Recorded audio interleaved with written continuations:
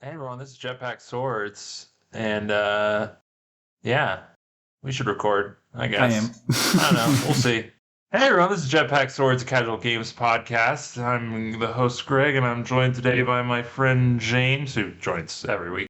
Um, and he's going to complain about Destiny. I don't know, that's what he led um, with.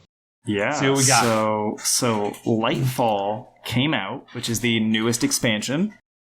Um, Bungie's marketing team definitely deserves a huge raise because it was supposed to be really good and it's not. Oh, Greg, did you ever play? Okay, first off, how much Destiny have you played? I've played a lot, but not like a ton. I've played less compared to than some you. people. I played a fair bit of Destiny 1. Again, Mhm. still not even a ton, right?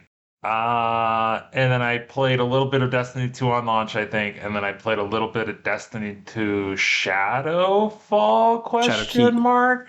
Shadowkeep, that's the one. And so I've played I'm very familiar with the game, but I'm not very familiar with specific expansions or raids or any stuff like that, if that makes Okay. sense. Fair enough. So basically, Bungie's thing since the first game is they'll usually like release the main game, like Destiny 1 or Destiny 2, and then they'll do a couple of smaller expansions that kind of like just, tide like the community over while they do like bigger things. They advance the story, but usually not a lot, or maybe they're just like side diversions. Destiny 1 had The Dark Below, which had all the Crota Hive stuff initially, and then they had the House of Wolves, which is all about the Fallen, Yep. and they were two relatively small expansions. And then they had the big major expansion that like completely changed the game in terms of like world building and story and all that stuff. And that was the Taken King that added Oryx, which like was a huge story beat. I was gonna say Witch Queen, but that's not. That was the Destiny 2 That's one. Destiny 2. Obviously. Yes. Yeah, but doesn't Witch Queen kind of expand on what they introduced in Taken King, right? Because Yes, isn't for she sure. the like mother of Oryx or whatever the fuck Sister, or something? but Savathun's the sister. Sister. One of the sisters. Okay. But yeah, so they have this cycle, and then like Destiny 1 also got Rise of Iron, which came out between Taken King and the release of Destiny 2, which was a smaller expansion again. And then for Destiny 2, they've done kind of the same thing. There was like Curse of the Warmind, and then something else, and then we got Forsaken, which was like a major expansion, added the Dreaming City, had the Death of Cade, a bunch of stuff like that. And then we got Beyond Light, which was kind of small, and then we got Witch Queen, which was huge and had like huge story implications, a new area, added like a bunch of new stuff. This one definitely was advertised as another major expansion, and it is not. It is 100% one of the like baby expansions. The issue is they're charging the full $50 for it as opposed to like the $25 or $30 they would do for the minor ones. Yeah, I generally play Destiny for like every major expansion. It's my equivalent for like an MMO where you jump in with all the major releases, and then I might do like some of the seasonal stuff depending on how engaging the season is. So I haven't played the last 2 seasons, I think, but I definitely played like Witch Queen a ton, and every other expansion I've played a good amount. But yeah, literally like the intro cutscene starts and it's like super impactful and really cool, and like the darkness, which is like the big bad evil force in that game's universe, is finally at Earth, which is like a big deal because Earth is all that's left. And then that cutscene ends and you get taken to Neptune in our solar system for a multi-hour, really, really stupid, very tonally deaf, like side quest essentially. And the tone is way off because, again, this is supposed to be like apocalyptic. The darkness is at Earth, like it's over. This is the Infinity War that they've been building up to for 10 years, and it is not good. The tone, the scale, it's all way off. And for anybody that knows Bungie, like historically, Halo was their baby for a long time. Halo, I think, as a series up until Bungie's departure, really, really nailed scale and tone while still just being like a kind of meathead shooter in some ways, but like, Halo has a lot of emotional moments. The set pieces are super impactful generally. The music always adds to that. The just like set pieces themselves in the levels always add to that. The shooting is always top notch. And Bungie, somewhere in that line, since Halo Reach, has lost their way in being able to do that. Because Lightfall is, to me, is a like total like trip and fall moment for them in terms of like making something impactful and like emotional. And it's really weird because it came after Witch Queen, which was like super good. So I don't know. The current theory that I've seen, which I definitely think is reasonable, is that Lightfall was not supposed to exist. It was supposed to be Witch Queen, and then what was going to come out after that, which is now called the Final Shape. And Lightfall is basically them being like, oh, we don't have the time and the resources to make Final Shape come out now, so we're going to make a filler expansion, taking parts of Witch Queen that got cut, and then taking parts of Final Shape we're going to put in early. I don't know, it feels so much like a filler. Like, you get a new subclass called Strand, which is like a darkness tether. It's really weird. It's all about, like, cosmic threads. But, like, aesthetically and thematically, it should have been in Witch Queen. It's so obvious that it was a cut piece of Witch Queen. But yeah, like, I'm not entirely sure if I'm going to keep playing currently. I played a few hours today, and I was like, this is fun gameplay-wise, but I can't stand any of the other stuff. That is disappointing to hear. So I guess I'm curious, which actually you kind of answered it right there with the it's fun gameplay-wise, is I was going to ask, so, you know, I was amused when you were talking about, you know, them making Halo, and you were like, while still being kind of a meathead shooter. So are the meathead shooter parts of Lightfall still good, at least? I mean, yeah, I still, in my opinion, Destiny, and like via Destiny, Bungie itself still makes like the best shooting, like moment-to-moment gameplay of, I think, like pretty much any company. The cycle of using your powers and then like the actual shooting and swapping between weapons and the different kinds of enemies you fight, all of that's still there. It's still Destiny, but it has none of the supporting structure of a interesting world or interesting gear and loot that you pick up. A lot of the stuff they added for this season and this expansion are all reskins. It's just such a filler episode of like content. There's a new subtree, right?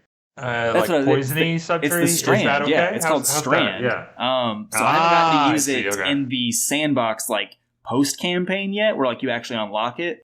Right now, I've only used it in the missions where you get to have it for 5 minutes for a quick set piece or something. And in those set pieces, it's pretty cool. I play a Titan, which are like the tank class essentially, comparatively, like aesthetically and like thematically for any other MMO. The meatheads. Yeah, basically they're they the punch meatheads. Things. Yeah. And Titans are great. For them, Strand, the subclass, manifests as like blade arms that you can like slash at people, which is kind of cool. And then Strand, I think for all the classes, adds a grapple, basically like Halo Infinite's grapple, which is like definitely like thematically like where they got it from. Well, it is. Yeah. It is cool. And in the campaign missions where you have it as like a set piece ability, it basically has a very, very rapid cooldown, so you get to use it like as often as you want, and it works okay.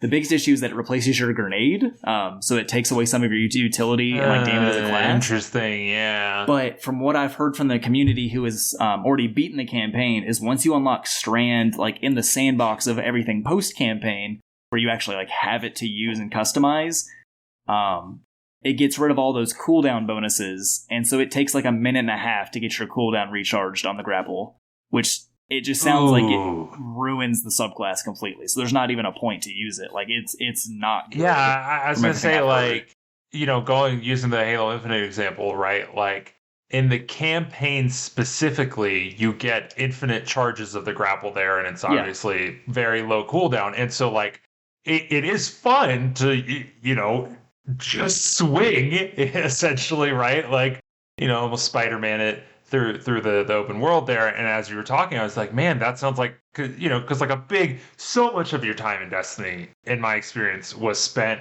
in the open world, not even necessarily strikes, right? Like not strikes, not the Crucible or the like fake Crucible PvE thing that I can't remember the name of. And Gambit. Gambit's great. Gambit alone. Yeah. I love Gambit. And so, so much of your time is spent in the open world. And so as we were talking, I was like, man, that sounds really fun to like, because, you would spend the time writing your Sparrow, right? Like doing Sparrow tricks and all that stuff, like going over the whatever. And I was like, I was imagining like it would be really fun, like replacing some of the time that you'd spent like kind of goofing around your Sparrow, goofing around with the grapple for the Strand subclass. And so it's kind of disappointing that people are saying it becomes basically such a long cooldown that like, even in the open world where like quite frankly, like nothing matters there, right? Like I mean, and that's not entirely true. They try to have like the events and stuff where like things matter, but like quite frankly, nothing matters in the open world. And so like it's kind of disappointing that you still can't like just play around with it there. Truly, as you know, you're using sandbox to refer to just the sandbox of the entire game, but like part of that is that like you should be able to play in it like a sandbox, and it should be fun, and it's disappointing.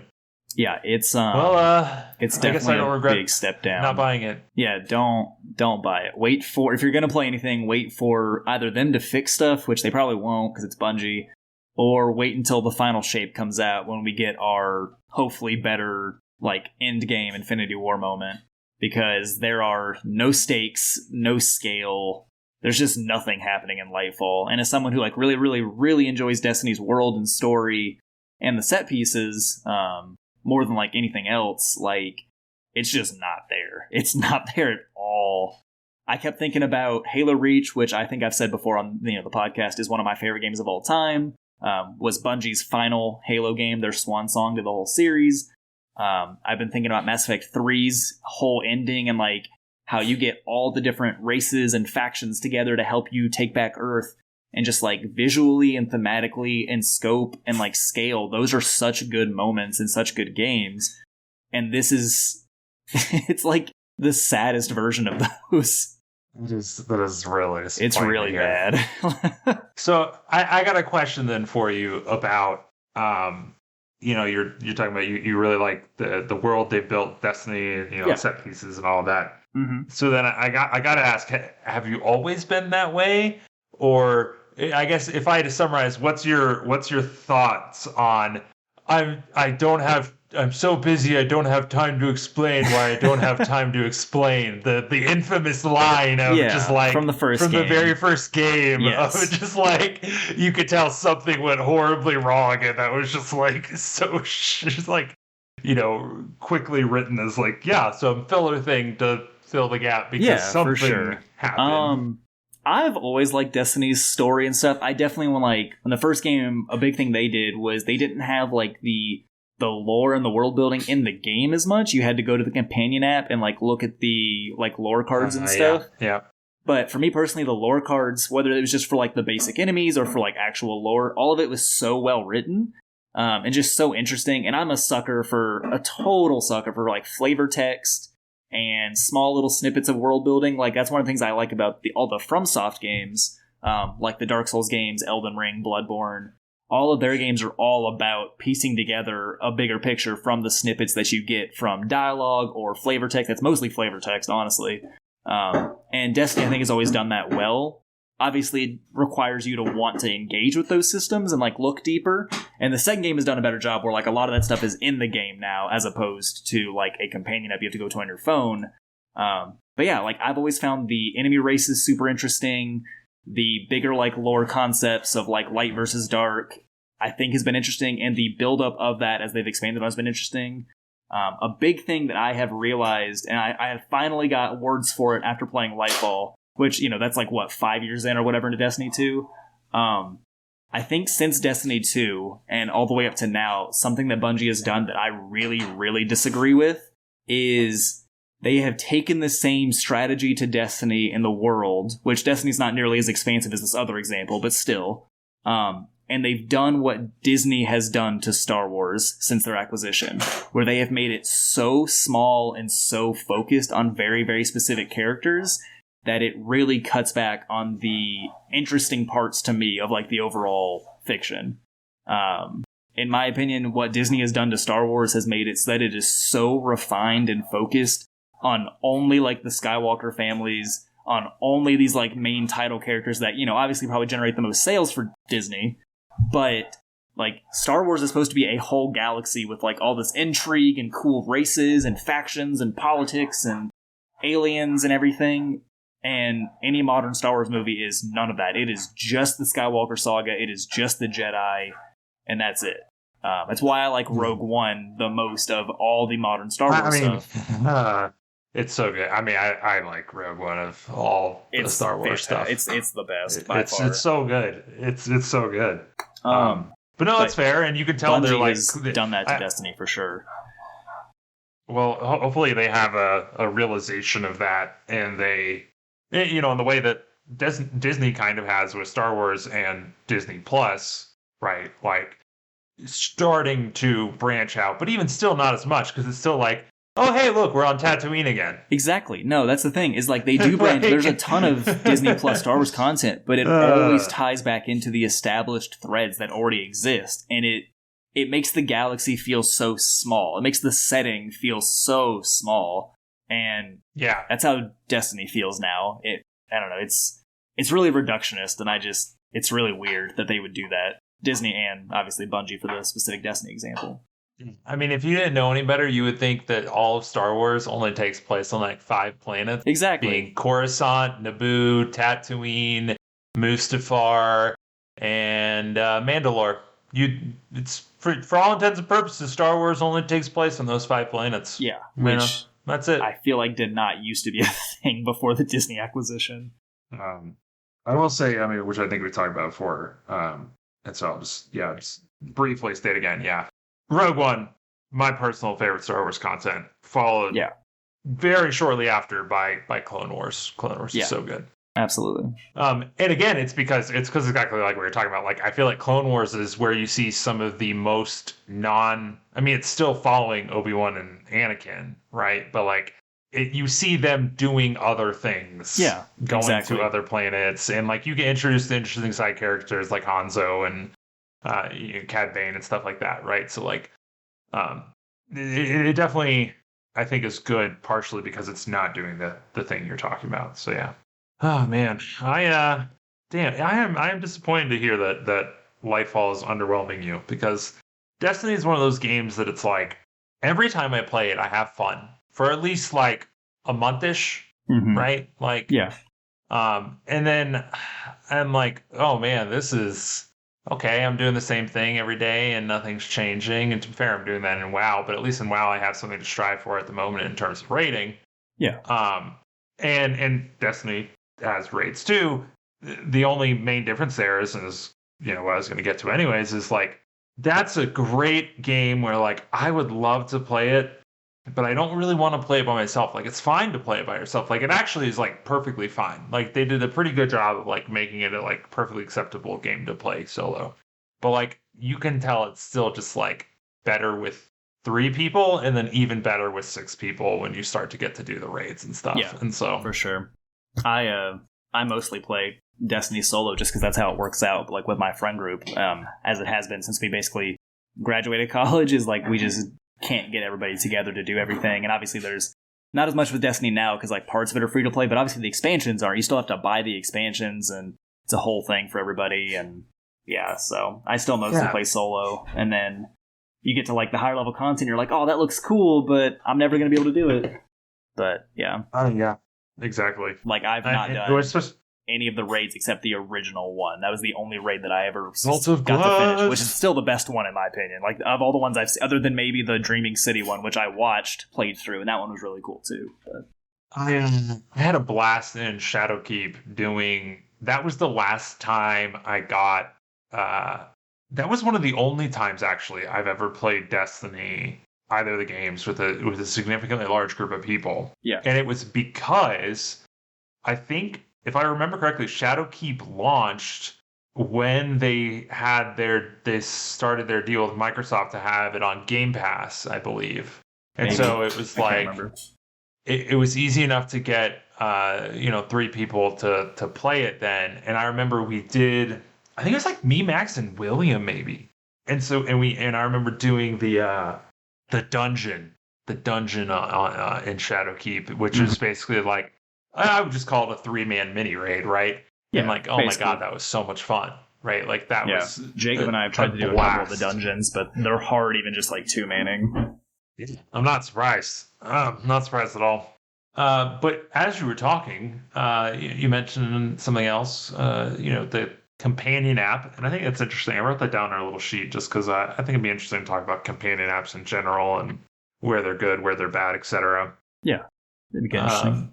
And we can do that with maybe next week when Pieck's Pieck. But yeah, I'm curious too. So last week you mentioned you had tried Mortal Shell, Yes. and it didn't click with you. So No.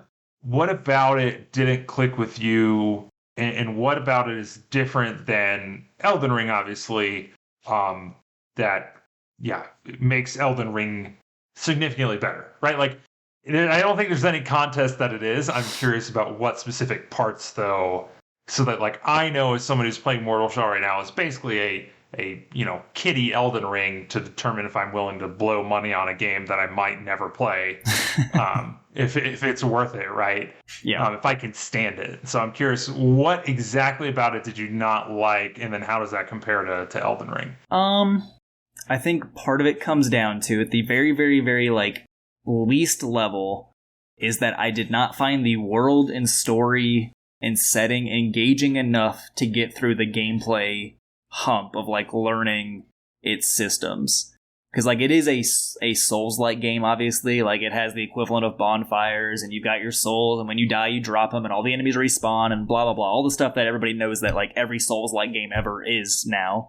But one, I could not get a feel for the combat in terms of, like, I'm really bad at parrying in games where you can, like, block but also counterattack in the same movement. I'm very, very bad at that in, like, 99% of the game. Like, even in Elden Ring, it is not something I'm good at all. I mostly just dodge and use the invincibility frames to, like, get through fights. And I could not get a feel for that game's combat in a way that I was comfortable enough, again, with to try to get more of the world. I thought, like, the design was kind of cool, and I like the idea on paper that in Mortal Shell, your, like, abilities and, like, fighting style is based on the, like, shell that you're inhabiting. Like, I think that's kind of cool. And I was interested in seeing more of the shells, because that game, I think, one thing that a game does that I think is really cool, that I don't necessarily want to see replicated in other games, because I'd probably get annoyed with it after a while, but in Mortal Shell, items do not have flavor text until you use them enough times, which I think is interesting. I thought that was cool. Yeah, it's an interesting little tidbit that's just, like, it's not like a huge and then sometimes thing, but that they do that combined with, they're using that to do the same effect for lore and gameplay too, right? Because, like, some of the items, not only, like, do you get more lore as you use them, right? But you also, like, the thing changes, right? Like, there's a mushroom in it that if it by default, you eat the mushroom and it poisons you. And if you eat the mushroom enough times, not only do you get more, like, flavor text on the thing, but you also become immune to poison damage instead, right? And so I think there's probably some. Oh, and it's like the Healy mushroom, for example. Once you use it enough time, it heals you quicker. And so, like, it was an interesting blend of, like, the more you use an item, the more familiar you get with it, and the more flavor text you get, and the more and possibly, like, effects of it change. For sure. And actually, one of the shells has an ability where you become familiar with items quicker, which was interesting. Mm-hmm. And it's because I think, like, thematically that shell was like a scholar or something, probably. And so, like, that's the whatever. And so I don't know. I thought that stuff was, like I said, I thought that was cool, but between the world that I just did not become attached to at all, and then just having to relearn another Souls-like style of combat that's not Elden Ring, I was just like, I didn't pay money for this, I don't really care enough, and I got rid of it. So. That's fair. One of the things I like about it, and I'd be worried about switching to Elden Ring or a Dark Souls game, is I also suck at parrying.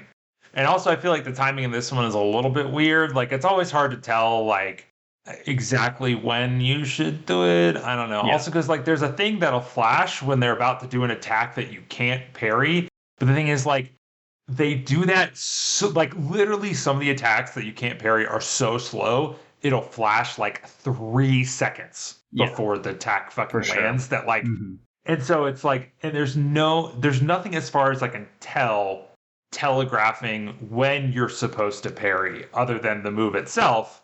And you know how games are. Games are never perfect, and they always have, like, weirdness about things. Yeah. And so, like, it'd be nice if they had some visual, like, the same thing they're using to telegraph, oh, this move can't be parried, it flashes red. I would like that thing to flash something white of, like, when the perfect parry time is. Anyways, one of the things I do like about it, though, is because I suck at that, the harden mechanic, right? Like I feel like that's a really generous like oh shit button. Which so for those who don't know, it's actually you actually get introduced to harden before you get introduced to parry in that game. And harden is just like you hit a button and your entire body becomes stone, and you basically just like even unparryable attacks, they just like hit you and they do no damage, which is so beginner friendly in my mind. Because yeah, timing really like it's so generous on the timing. I don't know. I couldn't get a feel for it. Could not get a feel for it at all. Yeah, I don't know. I've gone a feel for it, whereas the parry timing still fucks with me. And I find it cool that you can obviously like it's such an oh shit button that like you can literally start an attack and then like realize oh fuck I'm about to get smacked and then like hit the harden like literally mid attack animation and like their attack will smack you and then yours will resume. And so like I've started to enjoy it quite a bit actually. And it's still hard as fuck and I'm still bad at it. And quite frankly, it's just you still die in bullshit things of like like things are going great and then like oh you come across two of the big dudes and then like they happen to both hit you with their full combo at the same time and you literally go from full health to dead and there's nothing you can do about it. And the answer is don't get hit by the full combo from both of them at the same time. But it's like, I don't know, 100 to dead things are bullshit and they shouldn't exist in any game. I mean, that's not entirely true, but like 100 to dead things are they're bullshit. Ugh, that's so disappointing. I mean, like, I'm literally fucking in, 5 minutes gonna hop on WoW, and we're on the final boss on heroic difficulty, and there are so many insta-kill mechanics on that boss. Oh, I'm sure. Right? Like, but in general, 100 to death mechanics are kind of bullshit, unless like, or particularly when it's like, when it's not necessarily intended to be an insta-kill, right? Like I was saying, like, this is, you get hit by two of these combos at the same time, and so it's an insta-kill. Whereas normally you could, like, eat the entire thing and, like, have a sliver of health or whatever. And so, like, I don't know. The moral of the story is I'm bad, but I am enjoying it. And so there's a very decent chance that whenever Elden Ring goes on sale, which, by the way, got that hashtag DLC announced. Dropped it at a random time on a random Tuesday. So funny. Yeah, there's a solid chance if that ever goes on sale, I'd probably pick it up at that point because like I feel like I'm enjoying Mortal Shell enough that I'd probably enjoy Elden Ring. Speaking of someone who has always been bad at all the FromSoft games, Elden Ring, I beat it. It's the only one I've beaten. So the big difference is the thing that carries you through it. The past ones is like you were talking about today with Destiny. Is you care. I mean, I like games with good worlds and stories and environments and stuff, but it is much lower on my list of things for me than it is for you, right? So like I don't know if the interesting world or whatever, if Dark Souls or Elden Ring would carry me through garbage. It's not the world that did it. It is because I think Bloodborne has the most interesting lore of any of the FromSoft games by far. I think it's the most interesting and the coolest setting, being like Lovecraftian, Victorian. Like it's the best. Elden Ring is good. It's great. But specifically Elden Ring is its open world. None of the other ones are open world. So if you get to a point where you can't progress, sorry, bud, you just got to get better at the game. You just got to get better. And Elden Ring is, if you get to a point you can't progress, you just go do something else for a little bit. And you get leveled up. When you come back, maybe it'll be easier. And sometimes that breaks the way that FromSoft does their quest lines, because they're generally like time and location based, where if you go into an area too early, it might break the quest line for a specific character because they're not meant to be there that early or whatever. But if you're just playing Elden Ring just to play it, which like generally I would recommend just play the game to play it. Don't try to like do all the quests and story content the first time because you'll drive yourself crazy. I never would anyways, yeah. Because like they're all cool and like worth it, obviously, but like just play the game. But yeah, like it's 100% because it's open world and you don't have to bash your head against something until you magically just get better at the game. Because like you probably won't. Let's be honest. Like you can practice something a ton of times, but if you're just not getting it, it's just how it is. And Elden Ring letting you go do other things and not get boxed into a situation where you're at a dead end, like really, really did it for me. Like the first boss, like boss that's required in Elden Ring, is tough. Like it teaches you a lot about the game, and it's meant to be like very much a like blocker for new players. But you can just go do other stuff for a while and come back when you're stronger, and maybe you have more abilities or better gear, or you're just leveled up. Period. And yeah, for me that's what did it, is just that I did not have to stare at my failure 100 billion times in a row. Like it's so much better. Thank you, everybody, for listening. Sadly, my computer crashed in the middle of recording this with James, so it kind of just ends abruptly here.